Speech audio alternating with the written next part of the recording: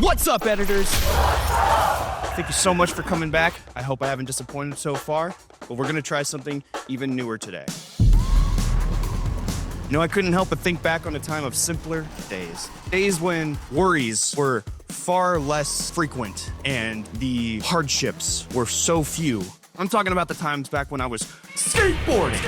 I sat back and thought to myself, you know, I've never edited a skate video before, so we're gonna make one. That's right, my first ever skate video. I've never actually edited one. Anytime I was trying to as like a younger kid, I didn't have the software, I didn't have Windows Movie Maker, I didn't have any of those ones that we all started out on. I didn't even have iMovie, there was nothing like that available for me. So I did a lot of my editing as a kid within the camcorder, kind of like the Robert Rodriguez style, only without the VCRs. It was just all in the camcorder. Unfortunately, I've lost all the small skate videos that I made for me and my friends, maybe due to how embarrassingly bad I was at skateboarding. But you know what? It's always been something that I've been interested in and that I wish I was better at, but I just never actually really pushed myself to those limits.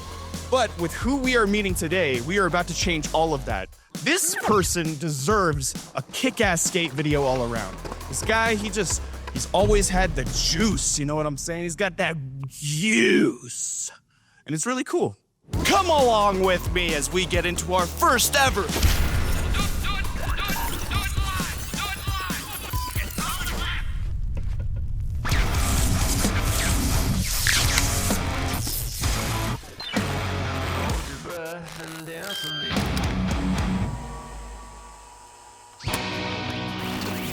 Ever wonder where skate videos actually come from?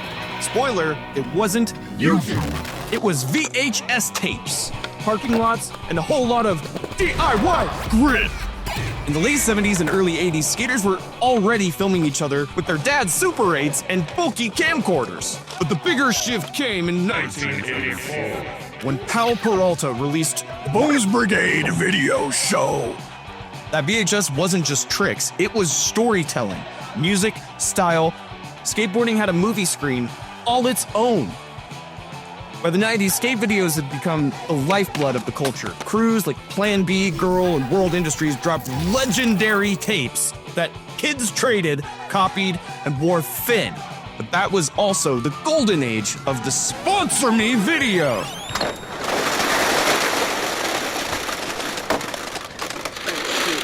Sponsor me.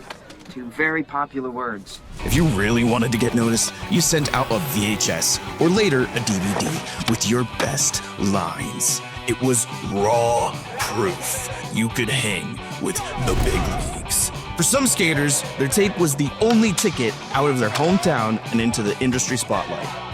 Skate videos weren't just catalogs of tricks though, they dictated music, fashion, and identity. Labels and crews had entire aesthetics. Then DVDs hit and production values leveled up. By the early 2000s, the rise of the internet and sites like YouTube gave every local crew a stage. You didn't need Thrasher or a company backing you up, you just needed a friend with a camera and the guts to keep filming slam after slam. Today, the spirit is everywhere. Instagram reels, TikTok clips, Thrasher's Hall of Meat, and still those full-length epics that drop and get passed around like sacred texts. Formats changed, but the point never did. Skate videos proved to the world you landed it. They're equal parts highlight reel and mixtape. From Sponsor Me tapes to TikToks, skate videos have always been about carving your story on tape. Or maybe digital. Yeah, you get it.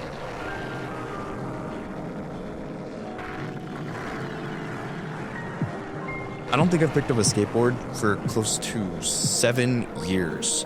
And even back then, when I picked it up again, it was just to like quickly do something just for the hell of it. Realizing even when I was younger, knowing that I wasn't actually really good, I still just had a lot of fun pushing around and hanging out with my friends who wanted to go to spots and try things for themselves. It was just really cool to just do that. We'd find a spot, we'd hang out, and we would stay there all day until we landed the trick. There's just something really freeing about being able to do that with your friends. For something so simple, there's so much that can come from it.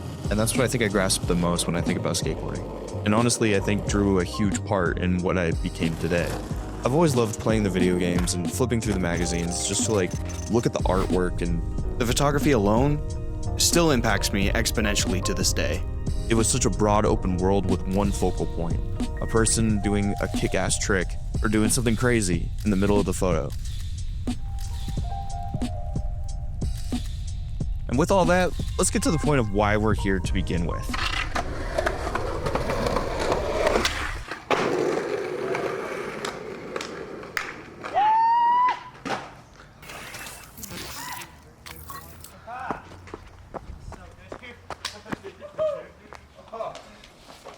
Step in. Hit the step.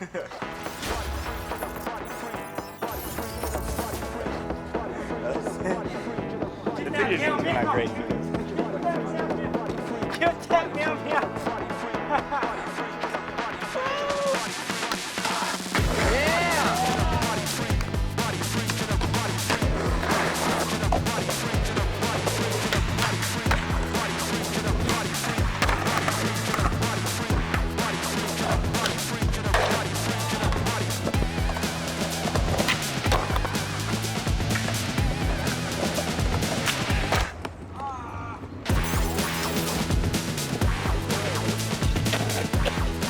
Without further ado, let me introduce you to Ryan Sand. Me and this guy go way back, like grade school, all the way through high school. We've known each other our entire lives, crazy enough. Ryan was the kind of friend that when he showed up to skate, it was just like, okay, show him how it's done. The guy who loved to skate, and it was always commendable and always admirable of how much Ryan just wanted to go skateboarding. He's always learning new tricks, he's always having new things to try out, he's always seeing new spots. Not every crew in the area, but almost all of them, Ryan was pretty much part of it. Throughout his whole life, and including becoming a husband and a father, Ryan's always skateboarded, to this day. That's why I wanted to talk to him now, see if he was interested in making a skate video together, and maybe these two worlds can collide once more. Oh, what's up, dude? How are you? Ryan's here! What's up, man? How you been? Good. How are you? Good. Thanks for putting up with me and my antics. As we reconnected and reminisced about the old days, I was thinking about how exactly I wanted to do this. Every skateboarder has a style that's unique to them.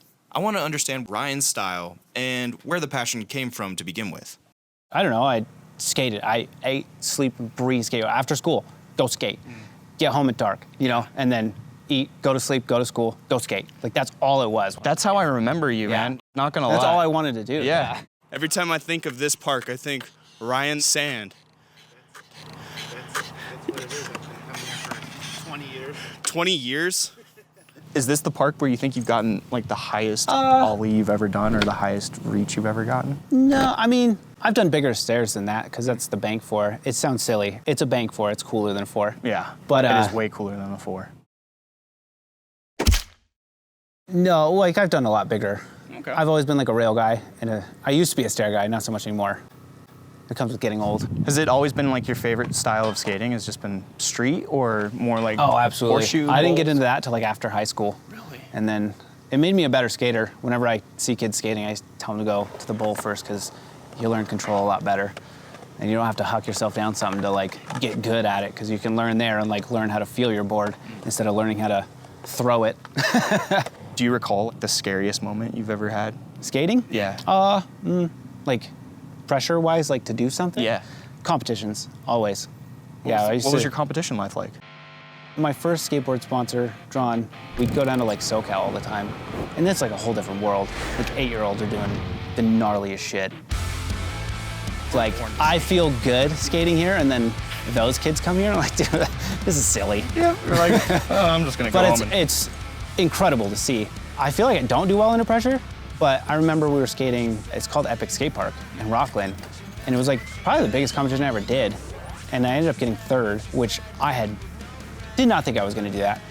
But they had this 8 stair there, and I was like just doing normal stuff on it, and then like competition time came, and I was like, well, I gotta do more than just like this stuff, and I just whipped out a bunch of stuff that I never tried before on this set, and I was doing it all like first try. Other than the easy stuff that I could do every time, that's what I kept falling on. But yeah, that was like the most pressure I remember ever feeling, but it made me do better. But it wasn't really like the full. You didn't want like the whole pro life. Or? I think going pro's a mentality. A lot of it, like 90% of it, is fuck it and huck it. It's so much more than that. But if you commit to doing stuff like that, I think anybody could do it. You're gonna get fucked up doing it. how willing are you to get hurt to make your dream come true is like what it all comes down to, you know what I mean? Don't get me wrong, I'd be rad, but I'm also like a mellow skater. I'm not trying to get hurt every day, go home broke off. Do you go to the hospital a lot? No, I've actually never been to I've never broken a bone. Oh. Never. How many have you broken? 3 unofficially. My left ankle twice, bolts, screws, tore all the tendons. That was the worst injury of my life. 2 other times, I'm pretty sure I broke it. Landed and my board just rolled over my ankle when it was like, it must have been like this or something, and it folded forward and tore everything. And it was just on fire. Like a broken bone feels like a sledgehammer. This felt like a sledgehammer and fire, and then I broke my wrist. I was drunk, skating, just getting cocky, and I had to drive home, and my dad's, he's got this buggy without power steering, and it's a stick shift, and I had to drive home with my driving. Oh, it was the worst drive of my life. Injuries are funny. Injuries are funny because we can learn from those. Yeah, we can still learn. I don't impossible off that ledge anymore. Oh. I hope someday it's not an impossible task to get back to. Yes, as long as you keep doing something, you'll get good enough at it to go pro or not in whatever it is. It's just how willing you are to commit to it. Let's talk a little bit about what else you do, man. Like I'm an at night. avid Cretalis enthusiast. When I was a kid, we would go like dirt biking and stuff, and I was always just like, I'll just ride my quad over the rocks and catch lizards, you know? Like I remember I caught my first snake, other than a garter snake, and I was like, I don't know what this is, but I want to touch it, you know? Like I just liked reptiles. If it's got a buzz on its butt, that's the one you don't want to touch.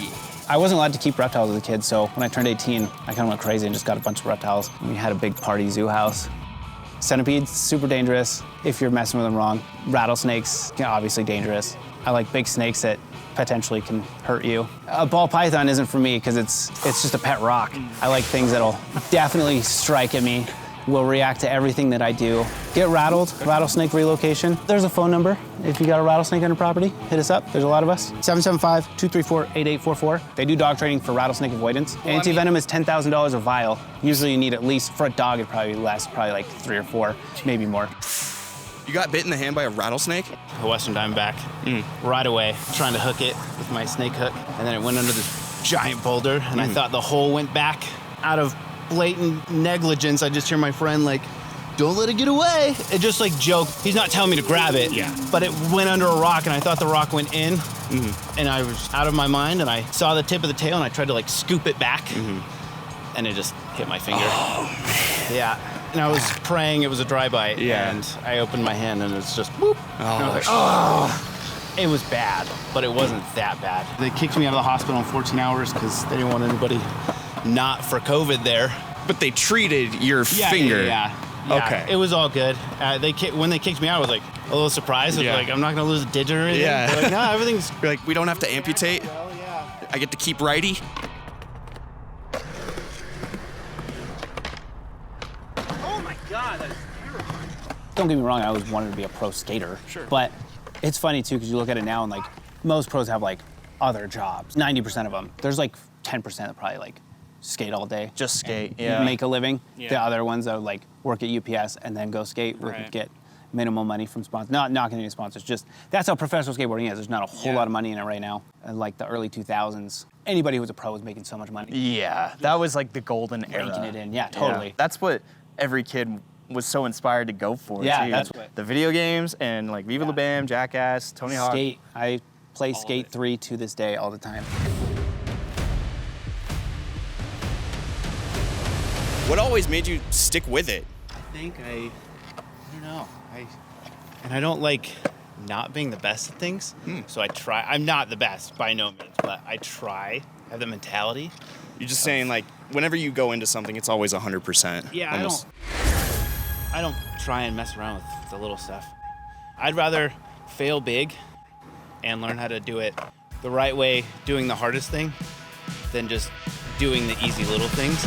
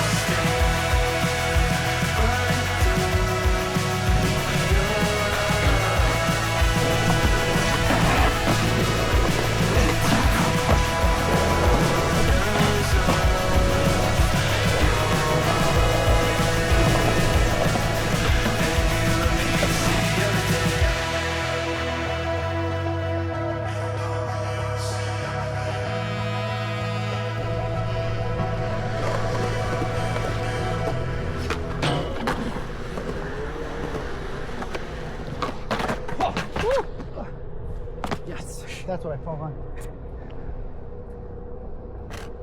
They gradually get worse.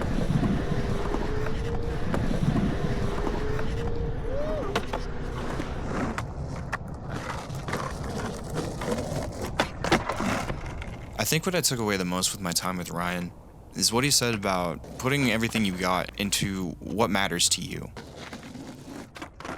And knowing that guys like Ryan are out there doing the same thing in their own way brings me so much hope with where we are now as a society. It's finding the drive and the creativity to keep moving forward.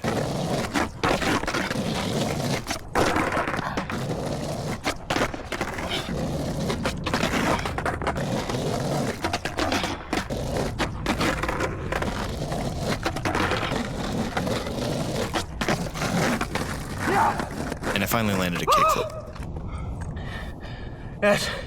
That's all I got. Keep skateboarding. Stay in shape.